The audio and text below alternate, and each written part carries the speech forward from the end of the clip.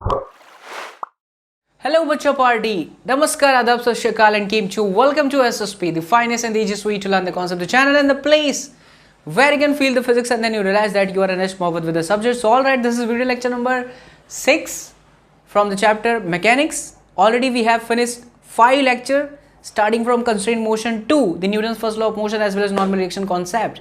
In case you have missed the class, don't worry about it. Tap your mobile screen anywhere. You will see there is symbol I. Touch that I. You'll be able to watch my entire previous video lectures uploaded on this channel. Alright, so let's start the class. But before we start my class, a huge request, a small request, and a humble request to all of you. नीचे जो button है बच्चा लोग subscription का दबा करके be a part of our family and साथ ही साथ don't forget to press the bell icon to be updated by the latest video lecture and study motivation from this channel बच्चा लोग. Let's start the class, but before we start the class, let's recall the entire lecture. Previously entire lecture जो कुछ भी है वो सभी को recall करने में बहुत अच्छी बात होती है, बिकॉज जब भी आप फिजिक्स में कुछ नया सीखते हो और प्रीवियस वीडियो को रिकॉल करते हो, प्रीवियसली जो भी आपने सीखा है उसे सोचते हुए आगे बढ़ते हो, तो याद रखिए इससे बेहतरीन नया चीज़ सीखने का तरीका और कुछ भी नहीं हो सकता. जो भी चीज़ आप पढ़ते हैं बच्चा लोग उसे रिकॉल वे में हमेशा करिए. जो आपने पहले सीखा उससे रिलेटेड अब आप आके सोचिए कि क्या मुझे पहले का पढ़ा हुआ सब कुछ अच्छे से आता है, तो आप आगे बढ़ें. मैं बात करूँ अगर स्ट्रिंग कंस्ट्रेंट मोशन की, तो स्ट्रिंग कंस्ट्रेंट मोशन में मैंने आपको बताया कि अगर एक रस्सी है, रस्सी के 2 पॉइंट के बीच का अगर डिस्टेंस कांस्टेंट है, तो डिस्टेंस कांस्टेंट होने के लिए रस्सी टाइट होनी चाहिए, स्लैक नहीं होनी चाहिए, और साथ ही साथ वेलोसिटी कंपोनेंट हमेशा रस्सी के अलॉन्ग में हमेशा कांस्टेंट होता है. एग्जांपल लिए मैंने आपको बहुत सारे एग्जांपल लिए. फिर पुली ब्लॉक सिस्टम के अंदर आया. पुली ब्लॉक सिस्टम के अंदर आपको सिखाया कि अगर आप पुली पे ही बैठ जाते हो, पुली चलने लगती है, तो VP = VA + VP divided by 2. उसके बहुत सारे इलस्ट्रेशन कराते आपको ये भी सिखाया कि उसका एक दूसरा भी तरीका होता है x1 + x2 = L, जो कि नॉर्मल किताबों के अंदर होता है. वहाँ से भी प्रूफ करा के आपको बताया कि velocity of pulley = velocity of A + velocity of B divided by 2. फिर उसके बाद मैंने लेक्चर के अंदर आगे जब हम बढ़े तब मैंने आपको ये सिखाया कि कंस्ट्रेंट मोशन के अंदर बच्चा लोग एक और तरीका होता है जिसको हम कहते हैं कि पॉइंट मैथड. अगर कोई भी एक सिंगल रस्सी है तो सिंगल रस्सी के हर एक पॉइंट को मान लीजिए. पॉइंट को मार्किंग करने के बाद आप हमेशा ये देखिए कि अगर वो पॉइंट बढ़ता है, लेंथ को बढ़ाता है, तो फिर प्लस लेना है. अगर लेंथ को घटाता है तो उसे क्या लेना है, माइनस. ये सारी चीज़ें करने के बाद सीधा हम लोग एंट्री लेते हैं वेज कंस्ट्रेंट के अंदर, जहाँ पर हमने ये सीखा कि ग्राउंड फ्रेम से कंडीशन बहुत डिफरेंट होता है और वेज फ्रेम से कंडीशन बहुत डिफरेंट होता है. वेज फ्रेम से कंडीशन को अगर हमें स्टडी करना है तो चीज़ें बहुत आसान हो जाती है. फिर हमने वेज कंस्ट्रेंट का एक फॉर्मेट पढ़ा कि जहाँ पर भी 2 बॉडी के कांटेक्ट होते हैं उस कांटेक्ट के परपेंडिकुलर डायरेक्शन में हमेशा 2 पॉइंट लीजिए. वो पॉइंट अलग अलग बॉडी के होंगे, बट उन पॉइंट की वेलोसिटी का हमेशा कंपोनेंट ऐसा होना चाहिए जो कि उस एक्सिस पर आए, जो एक्सिस उस कांटेक्ट सरफेस के परपेंडिकुलर है. तो चीज़ें हमारे लिए आसान, और फिर हम बहुत सारे सवाल कर सकते हैं. ये सभी सिखाने के बाद Newton's first law of motion previous class के अंदर नॉर्मल रिएक्शन की बहुत सारी चर्चाएं मैंने करी. नॉर्मल रिएक्शन जो होता है वो हमेशा कांटेक्ट लगता है तभी होता है, वीक फोर्स का एक तरह का टाइप होता है, तभी जनरेट होता है जब कांटेक्ट होता है. बहुत सारे डिफरेंट होते हैं, बट हम वो स्टडी करते हैं टॉपिक में. बहुत सारे नॉर्मल रिएक्शन का एक नॉर्मल रिएक्शन मान करके किया जाता है. और इसके साथ साथ हमने ये भी देखा बच्चा लोग कि इसका डायरेक्शन हमेशा इस तरह से होता है कि वो सरफेस को दबाएगा, कंप्रेसिव मैनर में होगा. राइट. ये सारी चीज़ें सीखने के बाद मैंने आपको कुछ इलस्ट्रेशन दिए थे, और याद करिए तो मैंने आपको एक होमवर्क भी दिया था. Will start our class with that homework. आज की क्लास का जो मेन की पॉइंट है वो Newton second law of motion है. So let's write it. ठीक बच्चा लोग, तो की पॉइंट आज की क्लास का की पॉइंट, आज के क्लास का की पॉइंट है बच्चा पार्टी.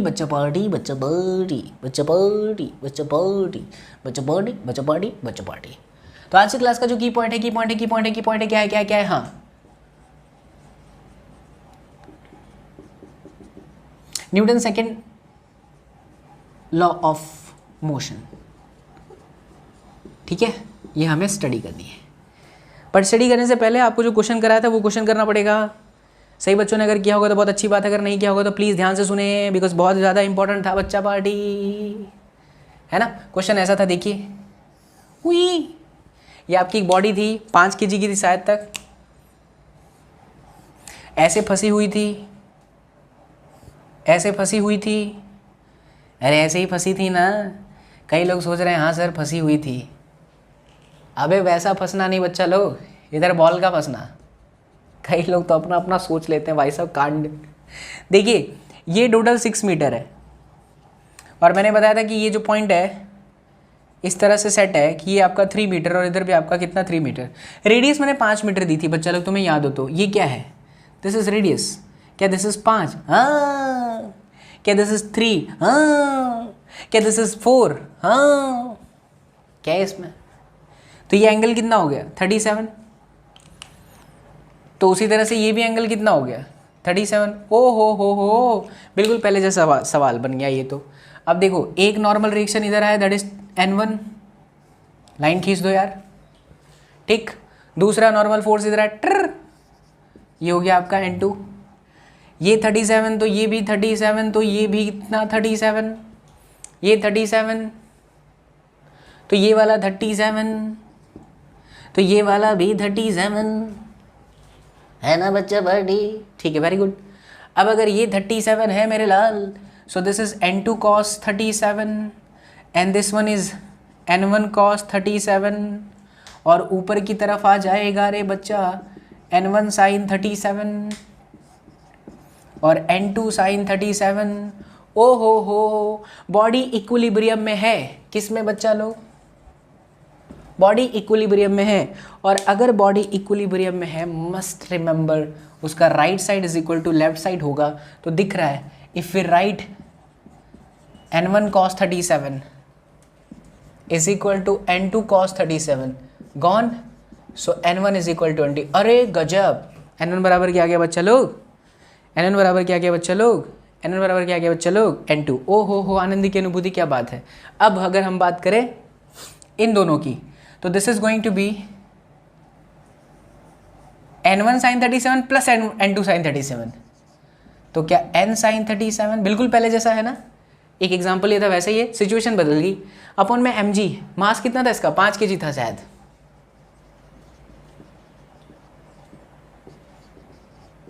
यस, इसका मास था कितना? 5 kg। तो इसका मास है 5 kg, मास है 5 kg, तो 50 हो जाएगा। 2n sin 37, बिकॉज दोनों ऐड हो जाएंगे। N1 sin 37 की वैल्यू बच्चा लोग 4/5 इज इक्वल टू 50।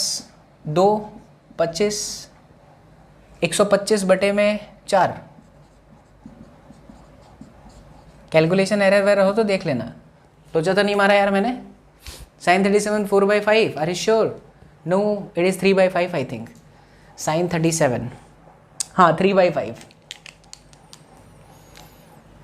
ये 3/5 है। तो इधर काटूंगा तो 25, 25 पंजे 125, 125 बटा 3।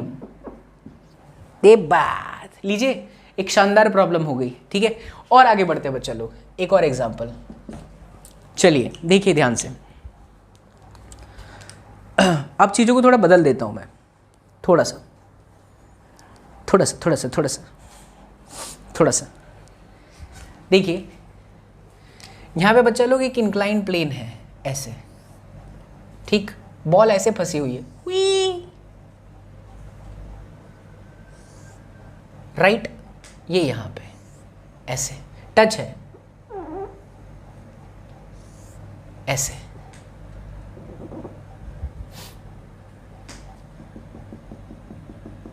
ये एंगल 37, ये एंगल भी 37, ठीक है। दोनों एंगल कितने हैं?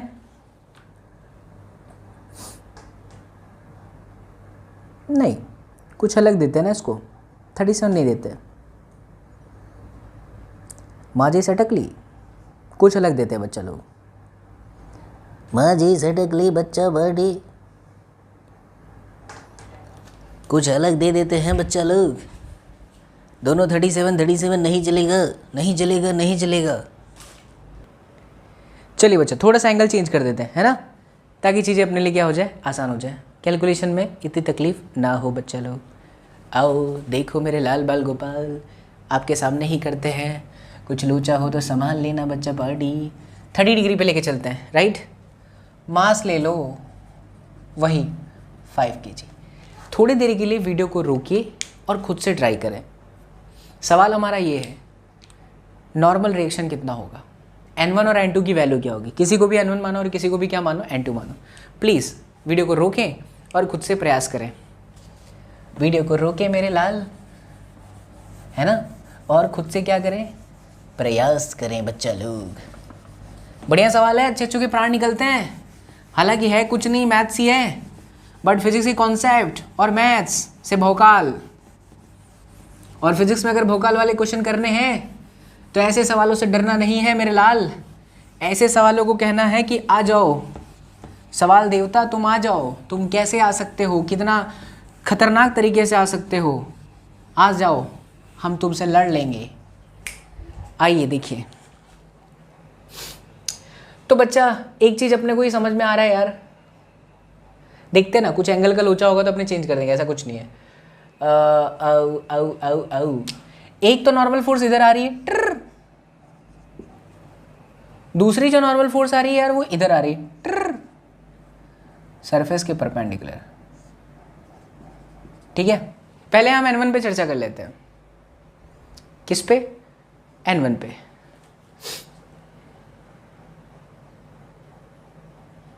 बेटर ये होगा बच्चा लोग कि एंगल को मैं थोड़ा इजी करूं, नहीं तो तकलीफ हो जाएगी। 30-30 कर लेते हैं। क्या कर लेते हैं? 30-30। अब देखिए 30-30 करने से फायदा ये हो गया, उससे भी करोगे बट 67 डिग्री का कहाँ निकालने जाओगे यार, इसलिए है ना। ये 30-30 कर दिया तो ये पूरा का पूरा कितना हो गया? 60। ये पूरा का पूरा 60 और बच्चा लोग ये जो हो गया वो हो गया 30। कितना हो गया? 30। तो इसके दो कंपोनेंट मिल गए यार, N1 cos 30 और N1 sin 30। गजब। थोड़ा ध्यान देना बच्चा लोग। N2 में आ जाओ, देखना ध्यान से। ये 30 तो ये 30, ओ हो, तो ये वाला 60। अरे गजब, मिल गया 60। तो N2 के भी दो कंपोनेंट आएंगे। थीटा की तरफ कौन सा? Cos component. तो इस तरफ एक कंपोनेंट आ रहा है बच्चा लोग N2 cos 60, है ना, और एक अपवर्ड डायरेक्शन में आ रहा है इधर N2 sin 60। अब जरा मैं इस पूरी बॉडी को फिर से लोकेट कर दूं, तकलीफ तो नहीं होनी चाहिए ना। फिर से देख लो, ये पूरा 60 था, एक लाइन इधर ड्रॉ करा, 60 ये 30, तो N के दो कंपोनेंट हो गए cos और sin, नीचे की तरफ ये रहा।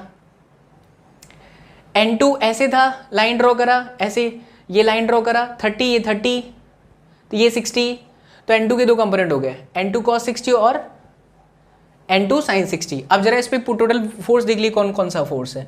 नीचे की तरफ 50 न्यूटन, कंफर्म, इसमें कोई बुराई वाली बात नहीं, शक ही नहीं है इसके अंदर। 50 न्यूटन, ठीक है, 50 Newton, 50 Newton, 50 Newton, 50 Newton, 50 Newton, 50 Newton. Okay, दूसरा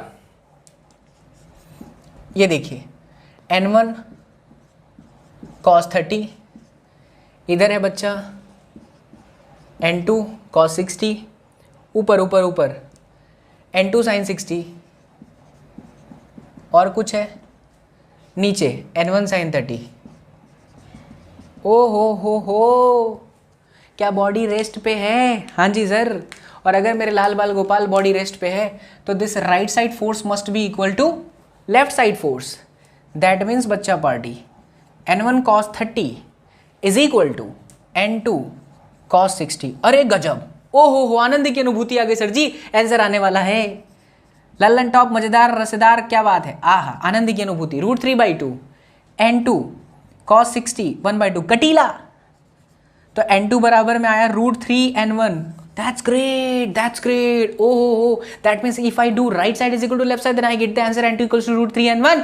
Now if I apply upward direction force is equal to downward direction force, upward direction force is equal to downward direction force, then I will get the answer N2 sin 60 is equal to बच्चा party 50 plus N1 sin 30. Oh ho, that's great. So N2 sin 60 is √3/2 is equal to 50 plus N1/2.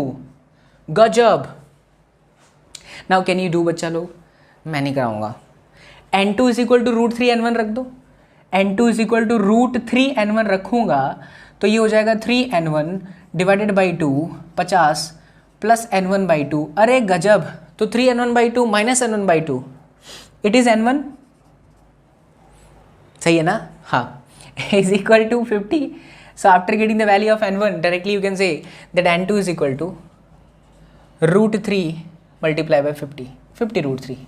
देख बच्चा, आप चाहो तो इधर 37 लेके करो, but 37 ले लोगे तो फिर उसको सॉल्व करते टाइम ऐसे एंगल आएंगे जिनके लिए आपको नेचुरल साइन लेना पड़ेगा। सवाल बहुत बेहतर है, एंगल ऐसा सोच के दिया जाएगा कि उनकी वैल्यू सटीक तरीके से निकल जाए। Otherwise you should be then you should carry some natural sine, natural tangent का paper, otherwise you can't do the solution, है ना। इसलिए एंगल ऐसा हो कि सवाल हमारे से आसान हो जाए। तो लीजिए एक और बेहतरीन सवाल आपके सामने है बच्चा पार्टी, ये आपके सामने है मेरे लाल बाल गोपाल, उतार लो फिर आगे बढ़ो।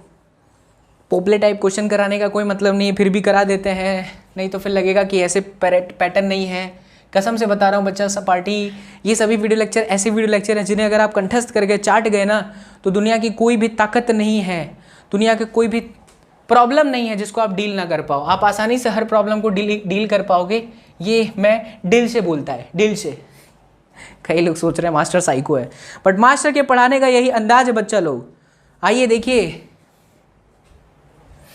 ये एक एग्जाम्पल सुना ध्यान से। हुई यहाँ पे एक बॉल है, फंसा हुआ है, मतलब रस्सी से बंधा हुआ है, ठीक है। इसको कराने का कोई मतलब, बट फिर भी कराना पड़ेगा।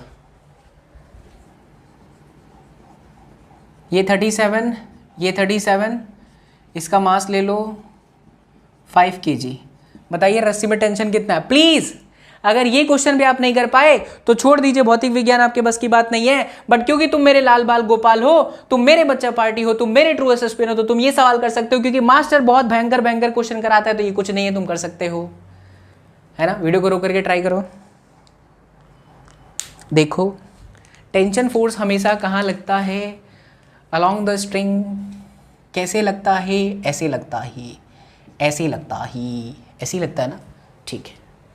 अच्छा, ओके। सो दोनों ही टेंशन फोर्स रस्सी पे लगने वाले टेंशन फोर्स सेम माने गए हैं।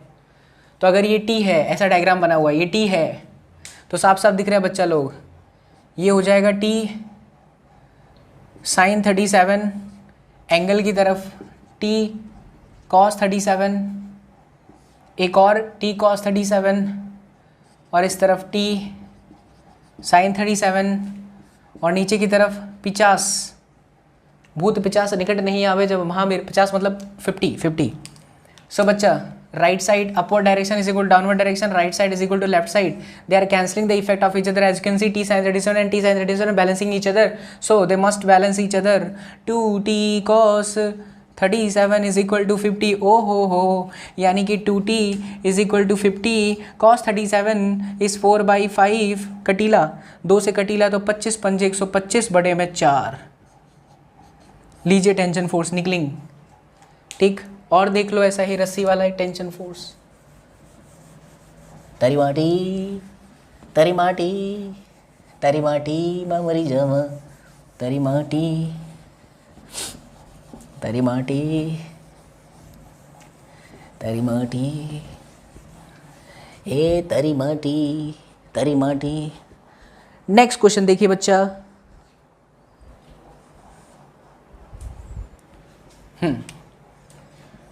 हुई ऐसे ऐसे ऐसे ऐसे, ठीक है। ये 53 डिग्री का एंगल है, ये T1 है,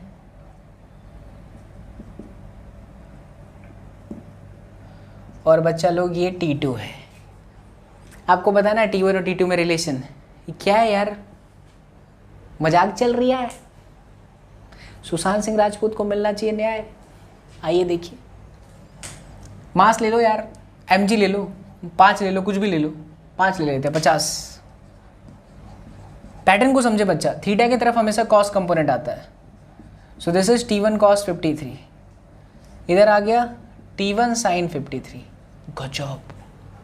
और इस तरफ T2 तो है ही, तो T1 sin 53 is equal to 50। तो T1 बराबर आया 50 के बटे में साइन 53 4/5, 2 × 25, तो 125/2 newton. That is the value of T1। And if I talk about T1 cos 53, is equal to T2 तो T2 की value T1 multiply cos 53 cos 53 cos 53 cos 53 3/5 it is 75/2। ओ हो लीजिए एक और सवाल, खत्म। ठीक है, तो ऐसे क्वेश्चन बच्चा लोग प्लीज, मैं उन किताबों का नाम एक बार ले लेता हूँ। एडवांस लेवल की बहुत अच्छी अच्छी किताबें हैं, BM शर्मा है, DC पांडे है। इन सब किताबों से जब आप क्वेश्चन करेंगे ना तो कसम उड़ान जल्दी की आपसे सवाल बनेंगे, क्योंकि आपने पैटर्न सीख लिया, कॉन्सेप्ट सीख लिए। अब मैं आपको बोल रहा हूँ कि ऐसे क्वेश्चन जहां भी दिखे ना, लड़ पड़ो उसके साथ, लड़ पड़िए। प्रॉब्लम सॉल्विंग एटीट्यूड जब आपके अंदर जन्म लेगा तभी आप फिजिक्स के साथ जुड़ेंगे। अगर प्रॉब्लम सॉल्विंग एटीट्यूड आपके अंदर नहीं है तो नहीं होगा। और मैंने अपने वीडियो लेक्चर के अंदर यही कोशिश करता हूं कि आपके अंदर प्रॉब्लम सॉल्विंग एटीट्यूड भर दूं। मेरे लाल उतारिए, फिर अपने आगे बढ़ते हैं।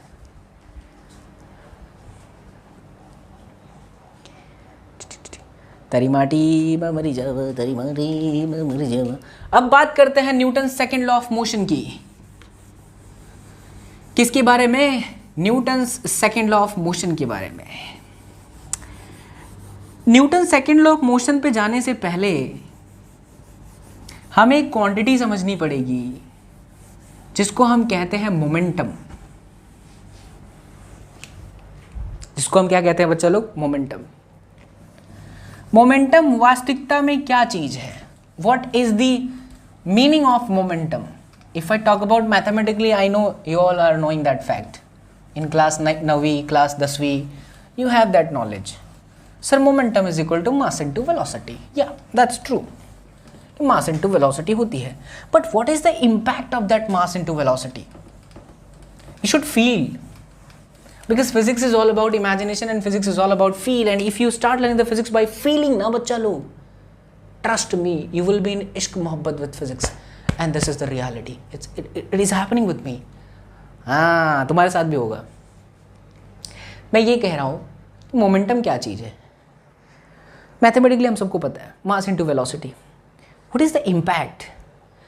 देखिए, मोमेंटम कोई भी चीज़ एक ऐसी चीज़ है जो हमें ये बताएगी कि इसको रोकने के लिए कितनी फोर्स की ज़रूरत है, या ये अगर चल रहा है तो मुझे कितना फोर्स लगा के रोकना पड़ेगा, या अगर ये चल रहा है किसी के साथ टकरा गया तो उसका इम्पैक्ट कैसा होगा। What exactly momentum gives you? Momentum gives us the exact idea about the value of force, that how much force is required to stop this particular body which is having some this kind of momentum. For example, या फिर दूसरा तरीका, momentum tells us the damage done by the body. Momentum हमें ये बताता है कि किसी भी बॉडी का डैमेज कितना होगा।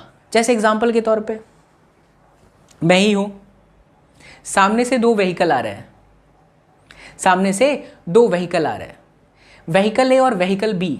व्हीकल ए में और व्हीकल बी में दोनों व्हीकल का मास सेम है। प्लीज समझना इस बात को, दोनों व्हीकल का मास सेम है। मान लीजिए दोनों ऑटो रिक्शा में आ रहे हैं, ऑटो रिक्शा नहीं,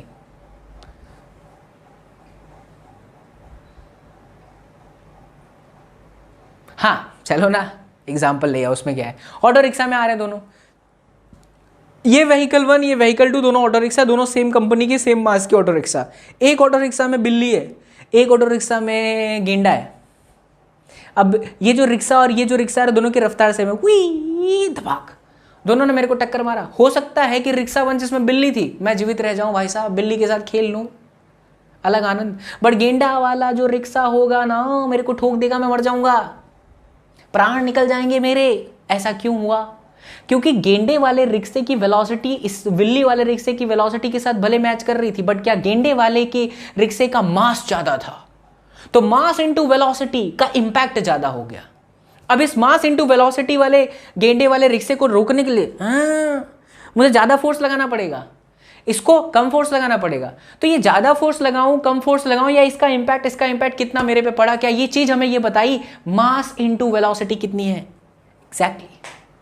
सो किसी भी बॉडी का इंपैक्ट कैसा होगा, या किसी भी बॉडी का मोशन को रोकने के लिए आपको कितना फोर्स लगाना पड़ेगा, that will be answered by the term in physics and that is known as momentum. वाह क्या बात है सर।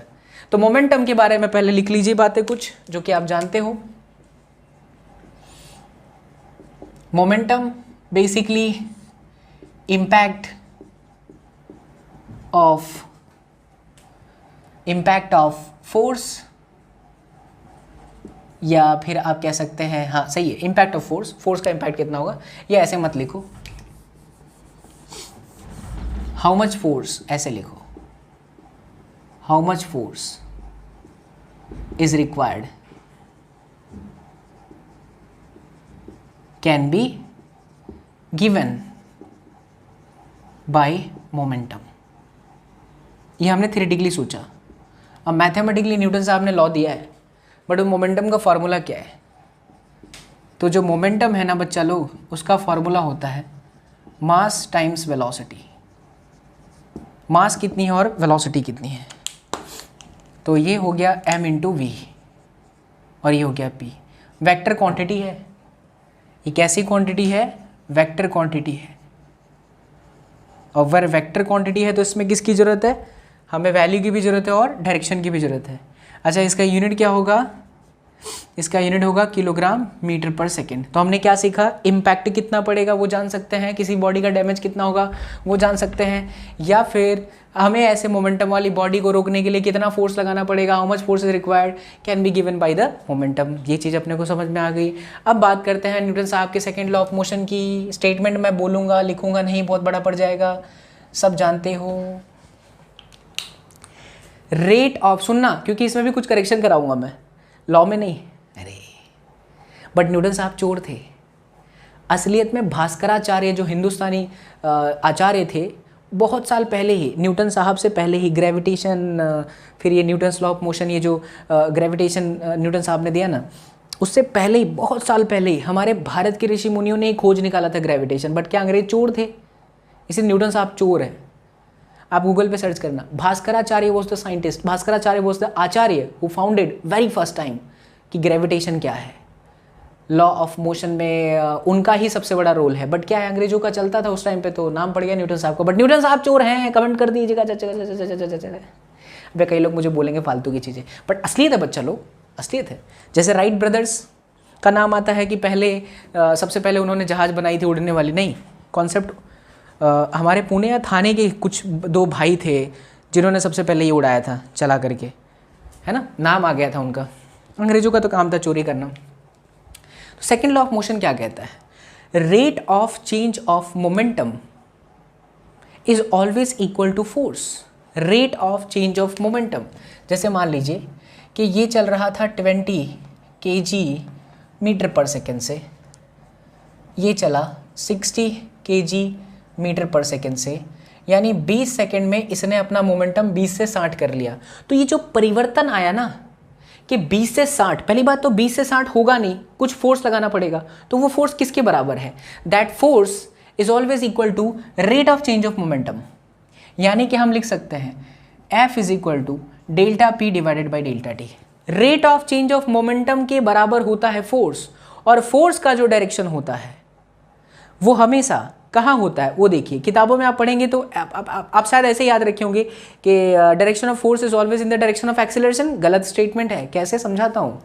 हम इसे ऐसा भी लिख सकते हैं, by taking limit del t tends to 0, तो ये हो जाएगा F is equal to d p divided by d t. Now we know that d divided by d t, mass into velocity, we all know dv by dt is acceleration, so it is mass into acceleration. yes, पापा बराबर mummy, पापा बराबर mummy, मैं हमेशा ऐसे कहता हूँ। Father is equal to mother, mass into acceleration, माँ। तो ये फॉर्मूला है न्यूटन साहब का, F is equal to ma। अच्छा, बच्चे ये सोचते हैं कि direction of force is always in the direction of acceleration. नहीं, direction of force is always in the direction of change in, हाँ, direction of force is always in the direction of acceleration, सही है, but direction of acceleration is not in the direction of velocity always. Acceleration का direction हमेशा change in velocity के direction में होता है। आगे के आप एक चैप्टर पढ़ेंगे सर्कुलर मोशन, देखिए कैसे। एक पार्टिकल है जो ऐसे घूम रहा है, वहीं इस जगह पर इसकी वेलोसिटी ऐसे है, इस जगह पर इसकी वेलोसिटी ऐसे है। इन दोनों वेलोसिटी को अगर मैं ऐड करूं तो इनका रिजल्टेंट, इनका जो रिजल्टेंट होगा ना वो किधर होगा? एक ऐसा है, एक ऐसा है, तो ये ऐसा होगा। कहीं पर भी आप ऐड करके देखें, अगर आप इसको यहाँ लेके आ जाइए, या इसको जो है यहाँ लेके आ जाइए, ये वेक्टर को। तो चेंज इन वेलोसिटी के डायरेक्शन में एक्सेलरेशन होता है, जिसको आप सेंट्रीपिटल एक्सेलरेशन बोलते हैं, सेंट्रीपिटल फोर्स बोलते हैं, जिसकी वजह से ये मोशन पॉसिबल है। अच्छा, कई लोग सोच रहे होंगे कि सर आप वेक्टर ऐसे बना रहे हो, फिर आप ऐसे ही करो ना, तो इधर कहाँ आया, सेंटर की तरफ कहाँ आया। देख बच्चा, ध्यान से सुन, ये V2 है और ये V1 है। जब तू V2 माइनस में V1 करेगा, change in velocity delta V, तो V2 माइनस V1 पता है किधर होगा, V2 ऐसे ही रहेगा, V1 नीचे आ जाएगा भाई साहब। इसलिए जो डायरेक्शन होगा वो हमेशा ऐसा, अभी तो मैं आपको ऐसा बता रहा हूँ, बट हमेशा जो डायरेक्शन होगा किधर होगा, सेंटर की तरफ होगा। मतलब क्या समझ रहे हो आप कि इस सिचुएशन में फोर्स कहाँ है, इस सिचुएशन में फोर्स वेलोसिटी की डायरेक्शन में नहीं, क्योंकि आपने ऐसा पढ़ा acceleration is equal to velocity change upon divided by time, and acceleration का डायरेक्शन वेलोसिटी का डायरेक्शन में गलत है भाई। एक्सीलरेशन का डायरेक्शन हमेशा वेलोसिटी की चेंज डायरेक्शन में होता है ना। जिधर चेंज इन वेलोसिटी होगी हमारा फोर्स भी होगा, रेयर केस के रूप में आपका सर्कुलर मोशन। तो भाई साहब ये Newton second law of motion है, फिजिकल टू एम है, मोमेंटम का क्या रोल है, हमने समझ लिए। अब सीधा सवालों पर आते हैं, जो कि हमारा मेन मुद्दा सवाल करने का ही है। तो उतारिए इसको, फिर अपने आगे बढ़ते हैं बच्चे लोग। उतारे। तारी माटी माँ मरी जावा, तारी माटी माँ। बहुत सारे क्वेश्चन करने हैं, अभी तो शुरुआत है सिर्फ। मैकेनिक्स तो बच्चा लोग ऐसा है कि कभी ख़त्म ही ना हो, इतनी सारी चीज़ें हैं। बट एक अच्छे शिक्षक को पता होगा, जहाँ से भी जैसे भी करके उन्हें बच्चों को इतना बताना होता है कि उनके कॉन्फिडेंस लेवल बढ़ जाए और फिर वो सवाल डील करने लगे। अदरवाइज़ इसमें आप सोचने जाओ ना, इतनी सारी चीज़ें हैं कि आप बह जाओगे। कैसे पता है, उत्तराखंड में बाढ़ आया था ना, वैसे बहोगे, हाँ बह जाओगे। इसलिए मैं बहने नहीं दूंगा आपको। भगवान भोलेनाथ के दर्शन भी कराऊंगा, पानी में डुबाऊंगा भी, लेकिन तैराऊंगा। आप डूबोगे नहीं, आपको एहसास ही नहीं होगा, निकल भी जाओगे और आपकी एग्ज़ाम भी अच्छी जाएगी, गारंटी है मेरी। चलिए अपने आगे बढ़ते हैं। इन वादियों में टकरा गए हैं, किससे सुनाए यूं तो कभी, ऐसे तुम मिले हो, ऐसे तुम मिले हो। चलिए आपको सबसे पहले बेसिक सवाल, सिंगल ब्लॉक के सवाल बहुत सारे आएंगे, अपने को पैपे करते रहना है आज के क्लास में। जैसे ये ब्लॉक दिया हुआ है, ठीक है, यहाँ पे 20 न्यूटन का फोर्स ले लो, 5 kg का ले लो, एंगल 37 ले लो। ये लच्छो बड़ा भी पूरा आपका सवाल ये है बच्चा, नॉर्मल फोर्स बताए बच्चा और एक्सीलरेशन बताए बच्चा, कितना होगा। आइए देखिए, 20 न्यूटन का फोर्स स्पेस तरफ लग रहा है ट्र, तो इसका एक्सेलरेशन जाहिर सी बात है इस तरफ है और इसका एक्सेलरेशन अपने को फाइंड करना है, नॉर्मल फोर्स ही फाइंड करना है। नॉर्मल फोर्स हमेशा सरफेस के परपेंडिकुलर इस तरह से कि बॉडी कंप्रेस रहे, हुई धरती माता लगाएगी तो वो कंप्रेस होगा उसी डायरेक्शन में। इस तरफ एक कंपोनेंट आ जाएगा, that is 20 cos 37, cos 37 is 4/5 यानी कि 16 न्यूटन मेरे लाल। और इधर आ जाएगा 20 गुणा 3/5, 5 चौके 20, 4 तिहाई 12 न्यूटन। ओ हो। और नीचे की तरफ बच्चा पार्टी 50 न्यूटन, ठीक है। तो क्योंकि बॉडी ऊपर की तरफ तो मोशन नहीं कर रही है ना, तो ऊपर की तरफ नीचे की तरफ रेस्ट मोड पर है, मतलब इक्विलिब्रियम में है। और अगर ये इक्विलिब्रियम में है, that means we can write n + 12 is equal to 50 newton. So n is equal to 50 minus में 12 यानी n बराबर में 38 न्यूटन। गजब, नॉर्मल फोर्स आ गया। अब अगर मैं बात करूँ राइट साइड में जो फोर्स लग रहा है वो 16 न्यूटन का है, यानी कि F नेट जो है इस डायरेक्शन में 16 न्यूटन का है। और F बराबर मम्मी, सो A बराबर 16/5 मीटर पर सेकंड का स्क्वायर। सबसे मामा टाइप क्वेश्चन हो गया।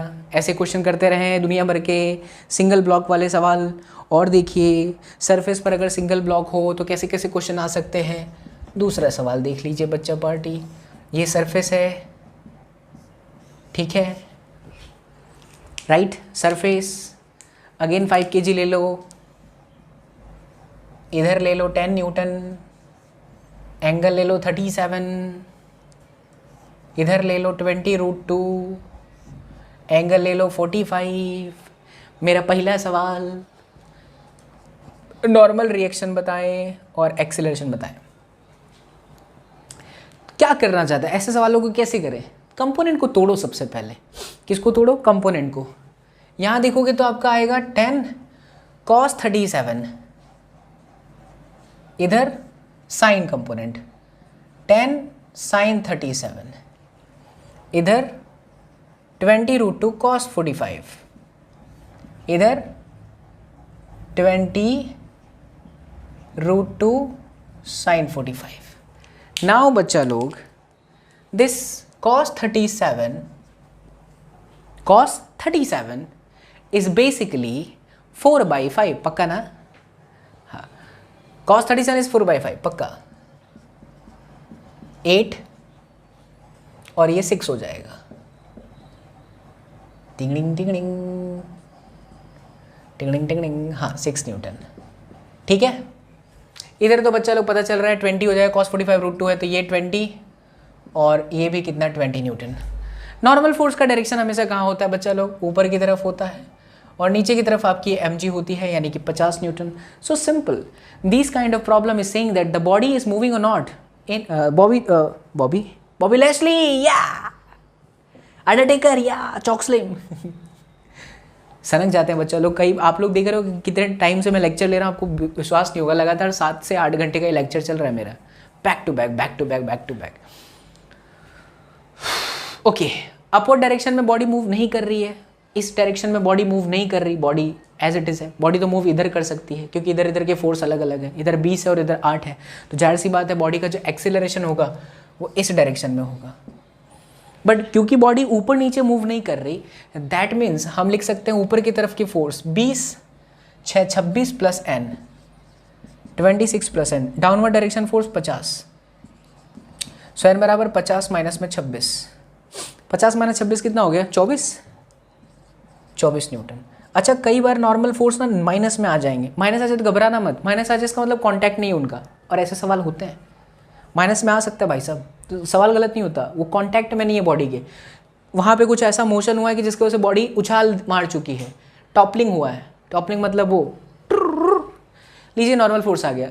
Now to find the acceleration आप लिखेंगे F net, mass into acceleration. Net force इधर चल रहा है 20, इधर चल रहा है 8, तो 20 इधर है 8 इधर है, तो दोनों का नेट हुआ 20 माइनस 8 यानी कि 12। एक्सीलरेशन आपको चाहिए, अच्छा मास की वैल्यू है ये 5 है, ये 12 है, ये a है। So a is equal to 12 divided by 5 metre पर सेकेंड का स्क्वायर। So final answer. क्या बात है, क्या बात है बच्चा लोग। चलिए चलिए चलिए और पढ़ते हैं, आगे करते हैं, है ना, आगे पढ़ लेते हैं। गिरो मत यार तुम बाबा SSP। चलो बच्चा लोग, और हो जाए भौकाल के साथ, क्या बोलते हो यार?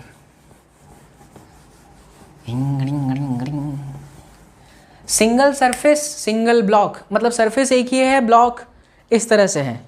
इस तरह के पैटर्न एक और कर लेते हैं।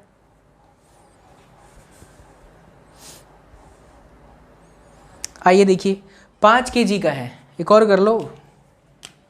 अब ऐसे क्वेश्चन करते रहना, इससे ज़्यादा नहीं, फिर थोड़े चेंज कर दूंगा वैरायटी। ये 5 kg का, इधर लग रहा है 50 न्यूटन, ये लग रहा है 40 न्यूटन, ये एंगल 37। बताइए इसका नॉर्मल फोर्स किधर होगा और एक्सेलरेशन कितना होगा? क्या है सर इसमें? कुछ भी नहीं है, ये डायरेक्शन में आया 40 cos 37 and cos 37 is basically 4/5 यानी कि 32 न्यूटन, और इस तरफ हुआ 40 sin 37 which is I think 4/5। ओह नहीं, 3/5 पक्का ना? जब भी लोचा मारने का तो ये ट्रायंगल याद रखने का, पंजी तिग्गी 53 37 90, ये चौकी। अपने को क्या चाहिए था बच्चा? cos 37 4/5, sin 37 3/5, सही है। 5 × 40 8 × 24 24 न्यूटन। ओके, ये नॉर्मल फोर्स, नीचे की तरफ 50 न्यूटन बिकॉज ऑफ mg। अब बॉडी मूव कर ही नहीं रही है ऊपर के डायरेक्शन में, ऊपर के डायरेक्शन मूव नहीं कर रही है, तो 24 प्लस n बराबर 50, तो n बराबर में 26 न्यूटन। बॉडी मूव कहाँ कर रही है? यहाँ 50 लग रहा है, यहाँ 32, तो इसका एक्सीलरेशन इस डायरेक्शन में है। जिस डायरेक्शन में एक्सीलरेशन हो उस वाले फोर्स को प्लस लीजिए, उसके अगेंस्ट वाले को माइनस लीजिए, यानी कि जो एफ नेट हुआ वो 50 माइनस 32 मतलब 18। मास इंटू एक्सीलरेशन 5 इंटू ए बराबर में 18, तो एक्सीलरेशन 18/5 मीटर पर सेकेंड स्क्वायर। गजब हो गया। और करते हैं, चलिए थोड़ी पैटर्न चेंज करूं, है ना, पैटर्न चेंज करते हैं, मज़ा आएगा। देखो, ऐसे तुम मिले हो, ऐसे तुम मिले हो, ऐसे तुम मिले हो, ऐसे तुम मिले हो, ऐसे तुम मिले हो, ऐसे तुम मिले हो। कई लोग सोच रहे सर क्या मिले हो। देख बच्चा, अब चेंज कर देते हैं कॉन्सेप्ट को, इंक्लाइन प्लेन पर लेके चलते हैं। कहाँ लेके चलते हैं? इंक्लाइन प्लेन पर लेके चलते हैं।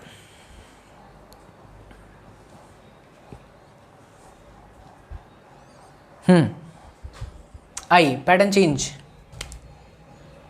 देखिए ध्यान से। अभी तक आपने जो सीखा वो क्या था? Single block on a surface, different force, कितनी फोर्स लगाते अपने को क्वेश्चन आता है, ये कॉन्फिडेंस होना चाहिए, हो गया। अब हम चलते हैं सीधा इंक्लाइंड प्लेन पर। मान लीजिए यहाँ पर एक थीटा, यहाँ पर एक ब्लॉक है एम मास का। कौन से मास का? एम मास का। इसको कैसे सॉल्व करते हैं, रिजॉल्व कैसे करते हैं, तो वो चीज़ समझें। अच्छा, सरफेस ये है ना, ये सरफेस है, तो एक तो तय है कि नॉर्मल फोर्स ऊपर ही लगेगा, ये फिक्स है कि नॉर्मल फोर्स जो है बच्चा वो ऊपर ही लगेगा। Confirm? Okay, not a problem sir. फिर जो बॉडी में mg लगती है वो कहाँ लगेगा? नीचे, ये भी कंफर्म है सर। ध्यान देने वाली बात ये है कि ये थीटा है, इधर जब इसको आगे एक्सटेंड करोगे तो 90 होगा, ये 90 माइनस थीटा है, तो ये वापस कितना हो जाएगा? थीटा। क्योंकि ये पूरा का पूरा जो एंगल है वो 90 का है, ये 90 माइनस थीटा है, तो 90 माइनस 90 प्लस थीटा, तो ये थीटा हो जाएगा। तो ये जो कंपोनेंट आया, this is mg cos theta and this one is mg sin theta. That's great, that's great, mg sin theta. अब सोचो बच्चा, बॉडी पे जो फोर्स लग रहा है इक्विलिब्रियम कंडीशन में, इक्विलिब्रियम कंडीशन ऊपर के डायरेक्शन में ही है, इसलिए हम ऐसा लिखेंगे n बराबर में mg cos थीटा, और राइट साइड पे यहाँ पर ही एक्सिलरेट हो रहा है, तो f बराबर क्या हुआ? mg sin theta. f की जगह पर क्या हुआ? ma, mg sin theta. Mass ने मास को मारा, सो एक्सिलरेशन आया g sin theta. My question to all of you is that if I increase the value of mass, will that velocity of that mass during the slipping from that inclined plane will remain same or different? My question to all of you is that raftar will be same or different if I take a heavy mass rather than taking simple m mass? Your answer is simple. आप किसी अरे वो झूला देखा है क्या? झूला, वो छोटे बच्चे नहीं होते, झूला नहीं होता यार, वो फिसलने वाला नहीं होता क्या? स्लाइडिंग सरफेस कुछ ऐसी होती है यार, तो नीचे जो आते हैं। एक अच्छा एग्जांपल मैं इसका सिखा सकता हूँ, आपको बता सकता हूँ। हाँ हाँ हाँ, आप वाटर पार्क में गए हैं क्या? आपको पता है वाटर पार्क में आपके ऊपर, मतलब आप जब ऐसे नीचे गिरते हैं पाइप में से, हुई, तो आपकी जो वेलोसिटी होती है और जो ऊपर से गिरने वाला बंदा, जो आपके ऊपर कोई गेंडा, मतलब आपके ठीक बाद नंबर है किसी गेंडे वाले टाइप हट्टे कट्टे आदमी की, पता है, तुम मन में डर रहता है कि यार मैं पहले पानी में गिर जाऊं वरना इस गेंडा वाला सीधा मेरे सर पे आके लगेगा ड्यूरिंग द फिसलने वाला कंडीशन। प्लीज़ फील करें, बट ऐसा कभी नहीं होता, क्योंकि जितनी तेज़ी से मैं चल रहा होता हूँ ना, अगर वो 10 सेकंड के बाद भी मुझे छोड़ा जाए तो मेरे और उसके बीच में जो डिस्टेंस रहेगा वो एज इट इज़ रहेगा। गेंडा भले कितना भी मोटा हो, वो कभी भी वो मुझे टच नहीं कर पाएगा, just because of this condition.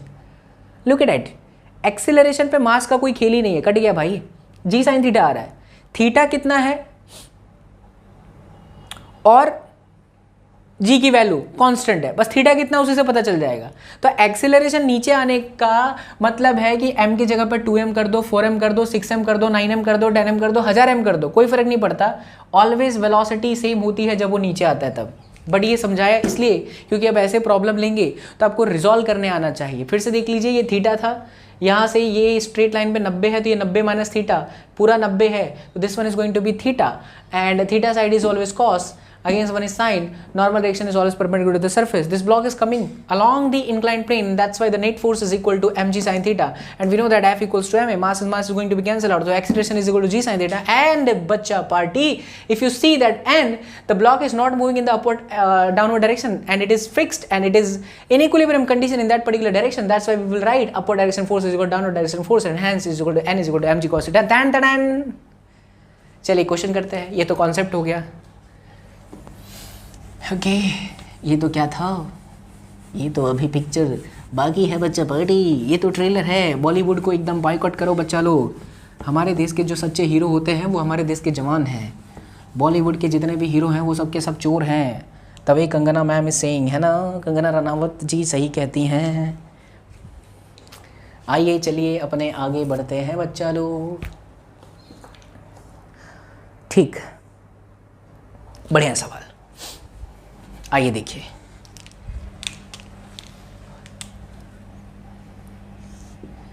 इन वादियों में टकरा गए हम, किससे तुम्हारे यूं तो कई, ऐसे तुम मिले हो, ऐसे तुम मिले हो। ये 5 न्यूटन का फोर्स मैं लगा रहा हूँ इस पर, 5 न्यूटन का लगाओ, कोई दिक्कत नहीं, 5 न्यूटन का लगा रहे, ठीक है। और बच्चा इसका जो मास है वो आप ले लीजिए 2 kg, ठीक है। सो ये ब्लॉक का जो मास है वो आपको लेना है 2 kg। एक्सेलरेशन बताना है और नॉर्मल फोर्स बताना है। क्या बताना है? एक्सेलरेशन और नॉर्मल फोर्स दोनों बताना है। एक्सेलरेशन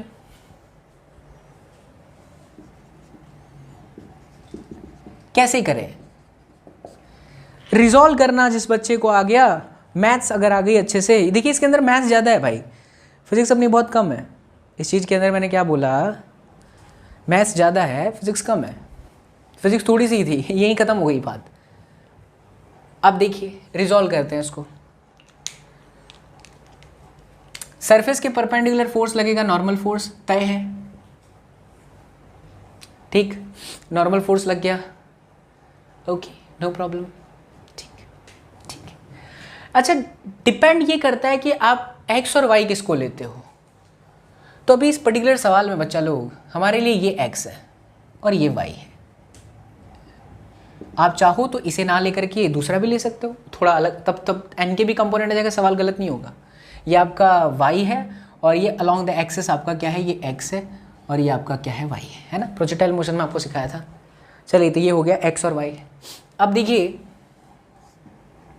नीचे की तरफ एक फोर्स लग रहा है mg 20 न्यूटन का, ये 37 है तो ये भी कितना होगा, 37 होगा। यानी इस तरफ जो कंपोनेंट आया हो, क्या दिस इज mg यानी कि 20 cos 37 विच इज़ 4/5, 5 चौके 20 यानी कि 16 न्यूटन।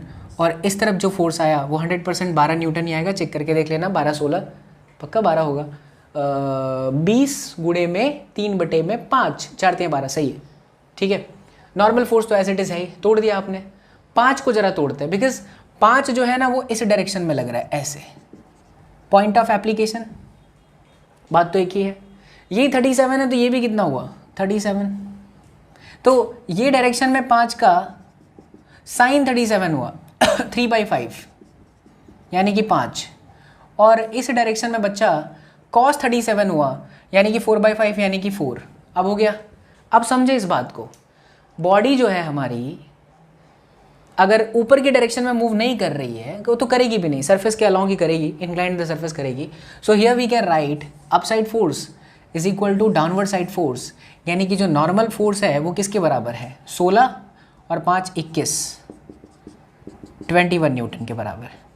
ये अगर आपसे पूछ ले तो नॉर्मल फोर्स आ गया। अब देखिए ये x था, इधर 12 न्यूटन और इधर कितना, इस डायरेक्शन में 4 न्यूटन है। सो इट्स क्लियर, फंडा के लिए क्लियर है कि अगर इधर 12 है इधर 4 है तो बॉडी नीचे की तरफ जाएगी, तो एक्सेलरेट नीचे की तरफ हो रहा है। एक्सेलरेशन कहाँ हो रहा है, नीचे की तरफ हो रहा है। तो जो नेट फोर्स हुआ बच्चा लोग, वो नेट फोर्स किसके बराबर हुआ? 12 - 4 यानी कि 8, और एफ नेट की जगह पर मास इंटू एक्सीलरेशन। तो जो एक्सीलरेशन की वैल्यू आई वो हो गई 8 बटे में मास कितना था? 2 यानी कि 4 मीटर पर सेकेंड का स्क्वायर। Hence that's it. समझ पड़ी ला बच्चा लोग? अरे प्राण तो नहीं निकली ला, क्योंकि अभी आपने जो सवाल किए इससे पहले का पैटर्न था सिंगल ब्लॉक सरफेस, कहीं भी फोर्स लगाओ आंसर। ये पहला पैटर्न है जिसमें इंक्लाइंड सरफेस है, सिंगल ब्लॉक है। अभी 2 भी हो सकते हैं, 3 भी हो सकते हैं। जो भी आप पढ़ते आ रहे हो ना, उसमें एक एक वेराइटीज़ आ रही है। वो वेराइटीज़ से आप अगर रूबरू हो, आपको पता है कि इसके बाद ये वेराइटी है, तो सवाल आपके लिए आसान है। ठीक है, चलो आगे बढ़ते हैं।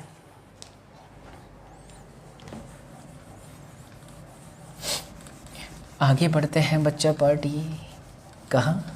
आगे बढ़ते हैं बच्चा पार्टी, आगे बढ़ते हैं बच्चा पार्टी। अरे आगे बढ़ते हैं बच्चा पार्टी, आ जाओ। एक और एग्जाम्पल।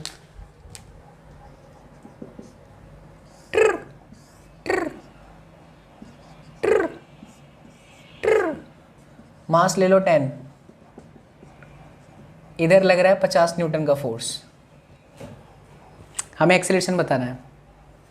ठीक है, फिर से वही बात, स्पीड होनी चाहिए। अब इतने सारे क्वेश्चन कर चुके हो, आपको स्पीड होना चाहिए कि इसको कैसे सॉल्व करेंगे। तो देखिए, ये रहा आपका mg यानी कि 100, ये रहा आपका थीटा यानी कि 37, ये जो है वो आपका x एक्सिस, ये जो है आपका y एक्सिस। तो नीचे की तरफ हो जाएगा 100 cos 37, 4/5, 100/5 कितना हुआ? 20, चौके 80, और इस तरफ हो जाएगा बच्चा लोग 60। समझ पड़ी ला बच्चा लोग? ये रहा आपका नॉर्मल फोर्स।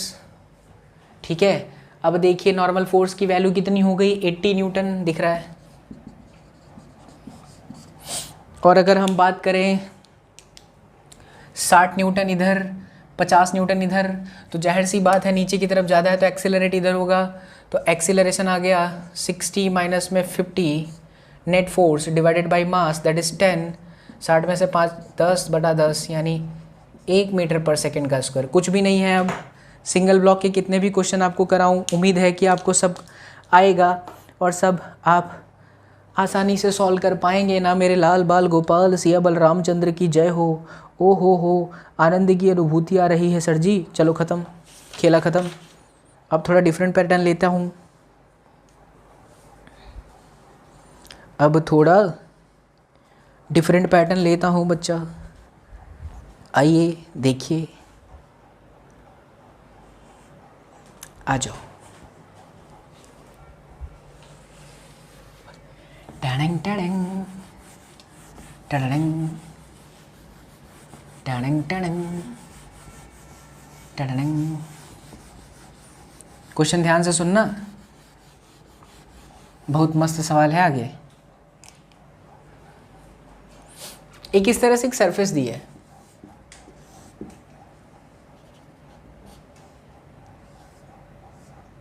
ऐसे इस तरह का एक सरफेस है, उस पे 1 किलोग्राम का एक ब्लॉक है यहां पे,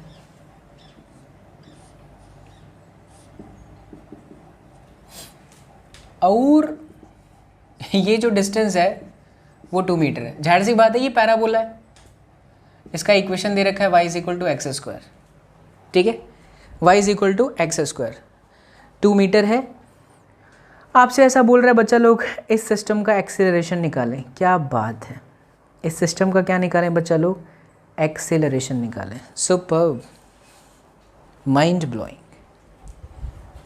अब एक्सेलरेशन निकालने के लिए अपने पास तो थीटा होना चाहिए यार। थीटा तो है ही नहीं, थीटा तो है ही नहीं, तो थीटा कैसे निकाले? तो देखिए y = x² है, और ये जो स्लोप है थीटा, अपने को पता है कि जो स्लोप होता है वो dy/dx होता है ना।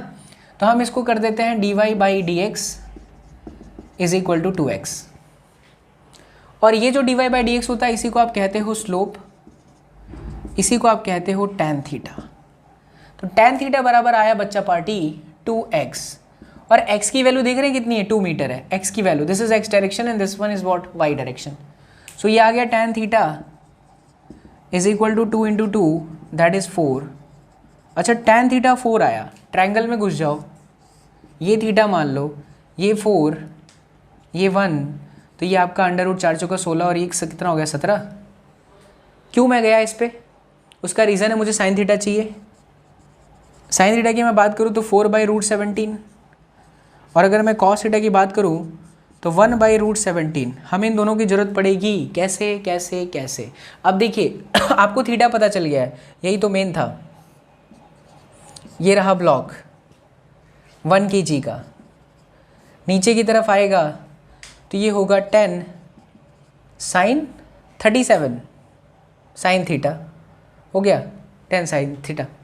हाँ ठीक है ना, कॉस की ज़रूरत नहीं पड़ रही है आपको, 10 की ज़रूरत है, कॉस की ज़रूरत नहीं है। नहीं, कॉस की भी वैल्यू पता चलेगी यहाँ पे। टंग टंग टंग टंग टंग टंग टंग टंग टंग टंग टंग टंग टंग। देखिए ध्यान से देखिए बच्चों पार्टी, 1 मिनट। हाँ, आई वॉज थिंकिंग कि शायद मैंने क्वेश्चन गलत उतारा है, बट सही है, कोई दिक्कत वाली बात नहीं है। इस पे और कहीं कोई फोर्स है नहीं, तो इसी डायरेक्शन में फोर्स लग रहा है tan sin थीटा वाला, तो कॉस की ज़रूरत पड़ी नहीं मेरे को। पड़ेगी क्या, नीचे की तरफ अगर नॉर्मल फोर्स चाहिए तो इधर ये देखिए tan cos थीटा, और ये आपका नॉर्मल रिएक्शन। तो एक्सीलरेशन चाहिए बच्चा, एक्सीलरेशन नीचे की तरफ है, तो a is equal to 10 sin theta, a is equal to 10 sin theta divided by mass यानी कि 1। सो ये आ गया 10 sin थीटा, थीटा की वैल्यू, sin थीटा की वैल्यू 4/√17। सो इट इज़ 4/√17 यानी कि 40 के बटे में रूट में 17 पे खतरा मीटर पर second square. That's great. So बच्चा आज के पैटर्न को यहाँ पे हम करते हैं एंड। देखिए आपको क्या क्या सिखा दिया है। न्यूटन्स लॉ ऑफ मोशन के अंदर आप एंट्री ले चुके हो, and Newton's law of motion के अंदर आपने फर्स्ट लॉ ऑफ मोशन सीख लिया, और सेकंड लॉ ऑफ मोशन के अंदर एंट्री ले चुके हो। अगर एक सिंगल ब्लॉक किसी सरफेस पे है, मैं उस पर कितने भी फोर्सेस अप्लाई करूँ, आपको रिजॉल्व करना अगर आता है, आपको ये पता चल रहा है कि ब्लॉक किस डायरेक्शन में मूव करेगा, so it's not a tough task to calculate the value of acceleration, and at the same time it's very easy to calculate normal direction too. Then I have explained that if you have an inclined surface, so how to resolve the forces. आपको example लिए 2-3, और एक ये थोड़ा सा अलग variety ले लिया। अब जब अगली क्लास आएगी ना बच्चा पार्टी, तब मैं इसमें थोड़ा और एंटर कर लूंगा, तब मैं आपको सिखाऊंगा कि अगर सिंगल सरफेस है उस पर 2 ब्लॉक रखा जाए तब कैसे निकालेंगे, और अगर सिंगल सरफेस है बट वो इंक्लाइंड है, उस पर हम 2 ब्लॉक रख दें तब उसको कैसे सॉल्व करेंगे। ये सारी चीज़ें डिटेल में आपको अगले लेक्चर में मिलेगी, ठीक है। उम्मीद करता हूँ कि ये सारी चीज़ें आपको समझ में आई होंगी। प्लीज़ नोटबुक अच्छे से बनाइए, क्योंकि देखो जो बच्चा नोटबुक क्लास के अंदर बना रहा है ना, पढ़ते वक्त समझते हुए, गिरना मत भाई साहब, हाँ समझते हुए, तो इससे बेहतर नोटबुक और दूसरी दुनिया में और कुछ भी नहीं हो सकती। विश्वास मानिए मेरा बच्चा, ड्यूरिंग द स्टडी टाइम आप जो नोटबुक बनाते हो उससे बेहतर और कुछ भी नहीं हो सकता। पीडीएफ मैं आपको दे सकता हूँ, हर चीज़ मैं आपको प्रोवाइड कर दूँ, बट वो पीडीएफ बन जाएगा, आपके नोटबुक की किताबों के पन्नों के बीच में कहीं दबा होगा, लेकिन जो आप हाथ से लिखते हो ना वो याद रहेगा। मेरे पास आज भी मेरी कक्षा 12वीं की जो मैंने अपने हाथ से लिखी हुई सारी थीरीज़ और सारी नोट्स है क्लास 12th की, वो अभी भी पड़ी है, और मैं उन्हीं को रिफ़र करते हुए आज यहाँ तक पहुँचा हूँ। उन्हें पढ़ता रहा, मुझे याद होता गया। क्यों? क्योंकि मैंने उस टाइम वो चीज़ समझी थी और मैंने वो लिखी थी, तो वो चीज़ मुझे याद था। अब मुझे कोई और अगर वही चीज़ बताने जाएगा ना तो कुछ भी नहीं होगा। आप अगर सेमीकंडक्टर यूट्यूब पे कहीं पे भी सर्च करेंगे ना तो एक ही वीडियो लेक्चर मिलेगा, और वो है बाबा एसएसपी का। रीज़न क्या था? वो चीज़ मैंने पढ़ाया है अपनी टेक्निक से, किसी के से नहीं। मैं 12वीं में कहीं जाता नहीं था, तो वो थियरी इतनी अच्छी इसलिए हो गई क्योंकि हम जो चीज़ सोचे हैं, समझे हैं और उसको लिख डाले हैं। वही चीज़ आपको करना है। आपकी एग्ज़ाम नज़दीक आ जाएगी तो आप लास्ट में पीडीएफ पे भरोसा मत करिए, क्योंकि वो कॉपी पेस्ट होता है। बट जो आप अपने हाथ से लिखे हैं ना, विश्वास मानो मेरा बच्चा, वो आपको बहुत हेल्प करेगा। इसलिए जितना पढ़ा रहा हूँ मैं, बहुत सारी चीज़ें पढ़ा दिया यार मैंने आपको, पूरा का पूरा फ्लूइड मैकेनिक्स करा दिया, सरफेस टेंशन करा दिया, मैंने आपको प्रोजेक्टाइल मोशन करा दिया, मैकेनिक्स चल रहा है, आगे आने वाले 4 से 5 लेक्चर में ये भी खत्म हो जाएगा। इतनी सारी चीज़ें आपको पढ़ा दी है, फ्री ऑफ कॉस्ट है। तो चैनल को अगर सब्सक्राइब नहीं किया तो ज़रूर कर लो, एंड बेल आइकन को भी दबा दो, ताकि इसी तरह से कुछ अच्छी अच्छी प्यारी प्यारी बातें लेते हुए आते हुए आपके सामने मैं समक्ष रखता चला जाऊं और हम पढ़ाई भी साथ साथ करते रहें। Thank you so much for watching all the videos, thank you so much for all the love and support. उम्मीद करता हूँ सारी चीज़ें समझ में आई है। वीडियो के डिस्क्रिप्शन को जरूर चेक कर लेना, बिकॉज वीडियो के डिस्क्रिप्शन में there is an wonderful application जिसके माध्यम से आप बहुत सारे सॉल्यूशन जो है आपने आसानी से सॉल्व कर सकते हैं। So see you in the next class, thank you so much for all the love and support. मिलते हैं नेक्स्ट क्लास में, till then do whatever you want to do man, but don't trouble your mom. Take care बच्चा लोग, bye bye, see you in the next class.